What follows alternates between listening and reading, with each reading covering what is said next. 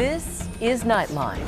Tonight, still searching for Linsey Guthrie. Help us find her. Tell us where to look for her. Savannah Guthrie's desperate plea nearly 6 months after her mother was kidnapped. And we will never stop looking for her. Which newly revealed detail from the ransom note could finally tell us where is Linsey Guthrie? Plus, Ariana Grande.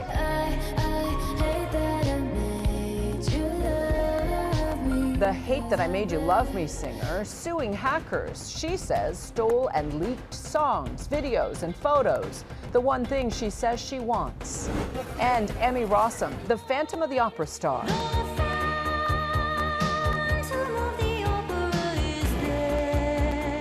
Now getting furious, hunting a female serial killer in her new role. Your first case as an FBI agent, and you think you have a serial killer. I do.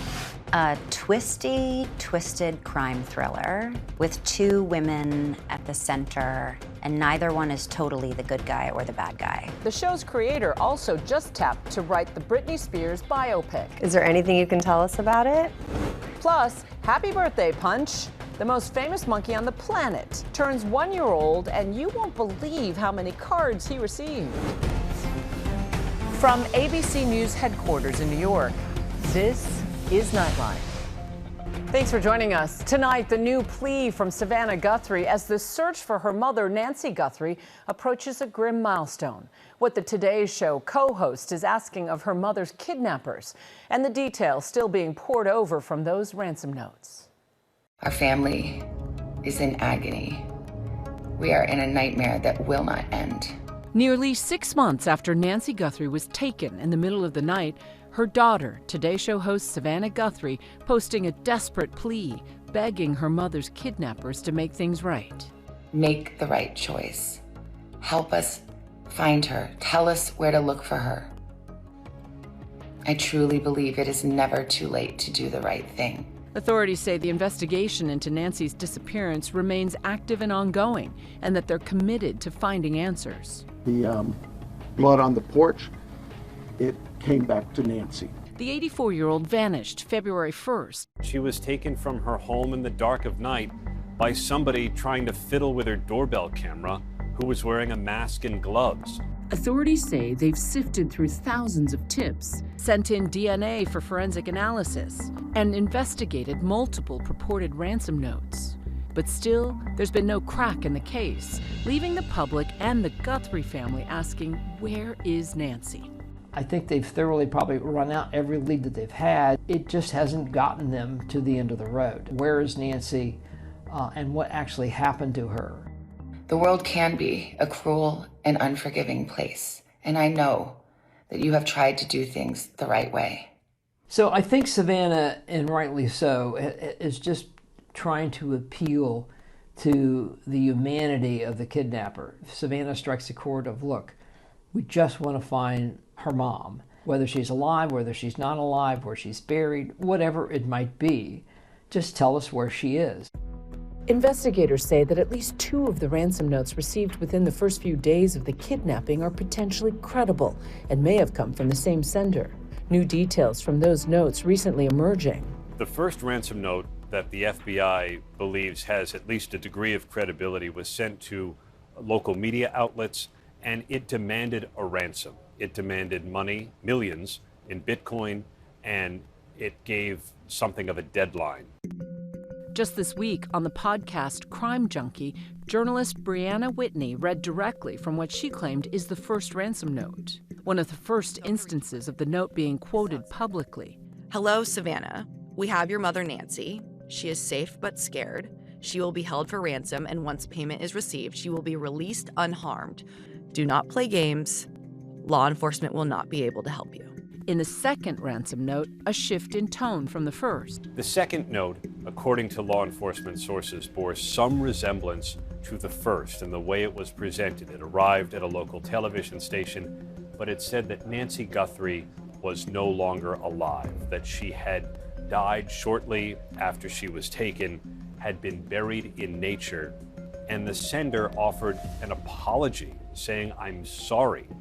But notably, it still included a Bitcoin address, as if telling the Guthrie family, if you want to know where she is buried, For that, you'd have to pay. Shortly after receiving the note, Guthrie appeared to acknowledge its contents in a February 7th Instagram post. We received your message, and we understand. We beg you now to return our mother to us so that we can celebrate with her.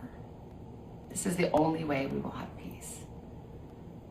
This is very valuable to us, and we will pay. The Guthrie siblings have offered $1 million reward for any information leading to their mother's whereabouts. The 84-year-old mother and grandmother went missing between the night of January 31st and the morning of February 1st from her home north of Tucson, Arizona. Early morning at 1:47 a.m., the doorbell camera disconnects. At 2:12 a.m., software detects a person on a camera, but there's no video available. 2:28, Nancy's pacemaker app shows that it was a disconnect from the phone. And at 11:56 a.m., the family checks on Nancy and discovers her missing. Police were notified after Nancy didn't show up to watch a virtual church service with friends. Nancy, a white female, 84 years of age, medium build, eyebrow blue. Guthrie says her family suspected the worst. In a March interview with her former Today Show co-anchor Hoda Kotb, she described an emotional conversation with her brother in the early days of her mom being missing. I just said, do you think because of me?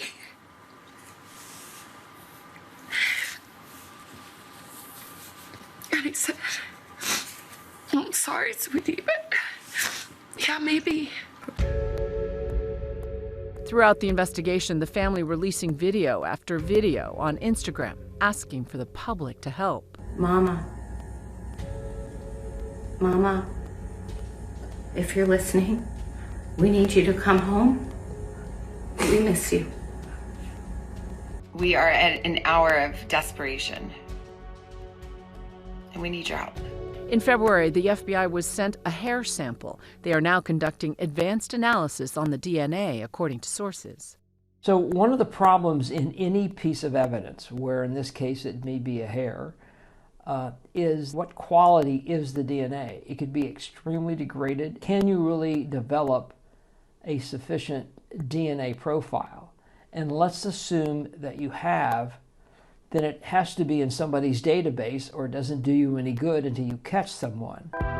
On Mother's Day, as the disappearance neared the 100-day mark, Savannah Guthrie posted again, "We miss you with every breath. We will never stop looking for you. We will never be at peace until we find you." Guthrie returned to the Today Show in early April. And it is good to be home. For her and her family, there are still no answers, but Guthrie's latest Instagram video shows she's determined to get them. We will never stop looking for her. We will always ache for her and feel that hole in our hearts. Of course, we'll continue to follow this story as it develops, and our thoughts are with Savannah and her family during this difficult time. We turn now to Ariana Grande, the singer and actress making a big move to protect her music, filing a lawsuit against hackers. Here's ABC's Lara Spencer. Pop superstar Ariana Grande is fighting back, suing hackers for malicious invasion, claiming they stole unreleased songs, photos, and videos from her collaborators. The pop star, known for songs like Thank You Next and 7 Rings, is currently on tour. Her album Petal set to come out this Friday. But Grande now claiming in the lawsuit obtained by ABC News that multiple John Does allegedly hacked various personal digital accounts of photographers and producers who have worked closely with her and then profited from selling personal data from the hacked files. According to the complaint, in 2023 alone, 45 unreleased songs belonging to Grande were hacked, stolen, and leaked by the alleged unidentified hackers. She's sending a very strong message with this lawsuit, saying to hackers, even if I cannot initially identify you by name, I will use the court systems, I'll use the legal process to seek subpoenas from the court to identify you and then hold you accountable. During an appearance in 2024 on the Zach Sang Show, promoting Eternal Sunshine, Grande spoke about Max Martin, who produced Fantasize, an unreleased track that was leaked in 2023 and went viral. So Fantasize comes out crazy, was stolen. According to the allegations from the complaint, stolen material from Grande includes unreleased masters and demos, footage from recording sessions, music videos, as well as outtakes and behind-the-scenes photos and videos. There's a possibility of criminal charges. It is a crime to hack into someone's account and to steal their intellectual property. So even though this is filed as a civil lawsuit, it has more serious ramifications for potential criminal cases, criminal charges, once the individuals are identified. Our thanks to Lara. And when we come back, we're with Emmy Rossum getting candid about her new project, playing an FBI agent on the hunt for a female serial killer. You know this isn't an OD. It's staged. No kidding.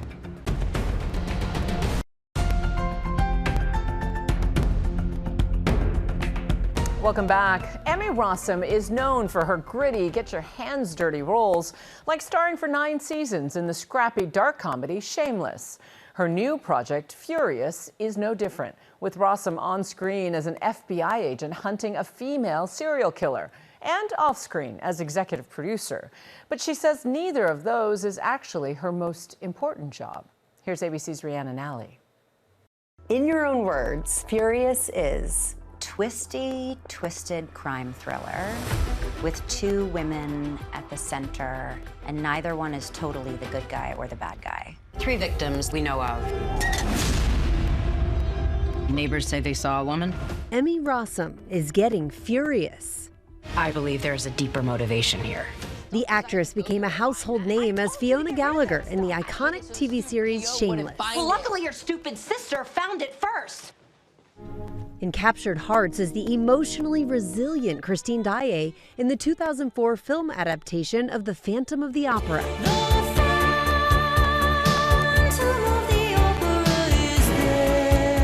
You were just 17 at that time. What stands out the most when you look back on that time in your life? Probably the magic of it. It felt so big and romantic, and so much of my real lived experience was similar to that of the character in Phantom of the Opera. That character had a deep yearning for a father that she had lost who had died, and I certainly have that for my father, who wasn't around when I was a kid. The now Hollywood veteran's newest project? I don't like the sound you're making, but I love your smile. A Hulu original series, Furious, which she also executive produced. Rossum plays Alice Black, an FBI agent on the hunt for a serial killer. You know this isn't an OD. It's staged. You've played a lot of strong female characters. I always gravitate to the characters who exist in moral gray area. It's more interesting to me. We know that Alice is a victim of violence, and although she doesn't believe she can get justice for herself, she's pursuing justice for others. I just need information about Adrian Murado. I found your 302 from 2010. You suspected him of trafficking girls. I think it's possible that one of the girls he trafficked might have killed him.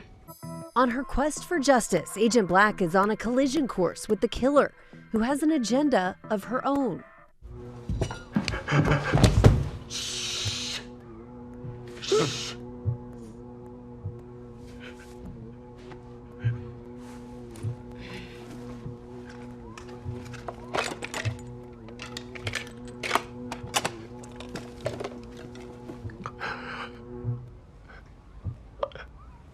Probably time, right?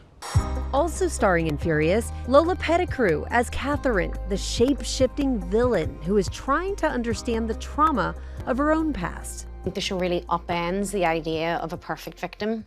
I think in life and society quite often, and in TV and film, in order for someone to feel like they can receive or deserve justice or dignity after surviving something, it feels like they have to be a morally perfect person, a quote-unquote good person, and that's just not true. Female serial killers are obviously extremely rare. Yeah. What was the significance of making that character female? The psychological story of how a woman would get to that point was what was really, drew me to the project. That became the engine of the show, which was these two women who've both been victims of violence. How did they deal with what happened to them? Where did they put that in their lives? What choices did they make? And they both made really different choices.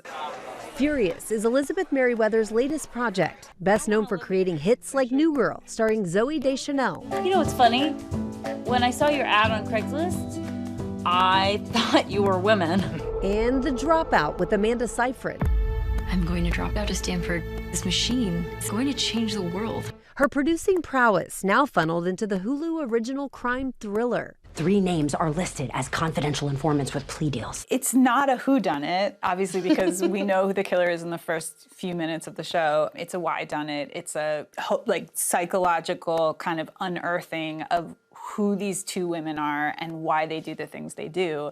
Merriweather also tapped to pen the screenplay to the upcoming film adaptation of Britney Spears' memoir, The Woman in Me. It was announced that you are going to be penning the Britney Spears biopic. I am. Is there anything you can tell us about it? I can't, Nothing. but I am so excited, and it's a dream job. For Rossum, life these days is a juggling act. The 39-year-old actress is also mom to her 5-year-old daughter and 3-year-old son, who she shares with her husband, director Sam Esmail. The couple have been married for nearly 10 years. And I want to know how you do it all. Well, that's the problem, right? Trying to do it all. And I think the pressure comes from within. This is the one job that you get to have that's like for life. So for me, it's really special, it's really important, and I think it's really important for me to remember, as I'm a reforming perfectionist, we don't have to do it all.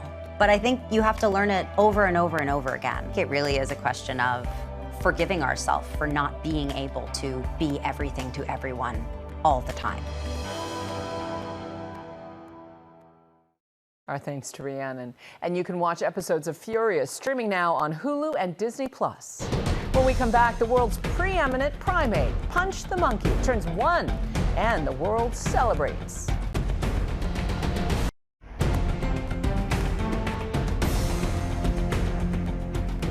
And finally, happy birthday, Punch. It's tonight's Nightline. The most famous monkey on the planet turning 1 year old. It's been 6 months since the little macaque went viral for being picked on by his peers. But he bounced back. Back in March, we went halfway around the world to meet Punch and some of the long lines of people who were moved by his story. It's just, honestly, it's breaking my heart, absolutely breaking my heart. The damn monkey got me in my feelings.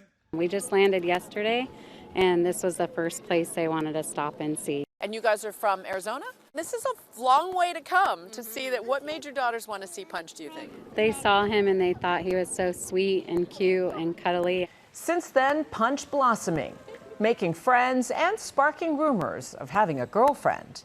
This week, the world's celebrating his big day and sending him more than 2,500 birthday cards. Happy birthday, Punch. That's Nightline. You can watch all of our full episodes on Disney Plus and Hulu. We'll see you right back here tomorrow, same time. Thanks for staying up with us. Good night, America.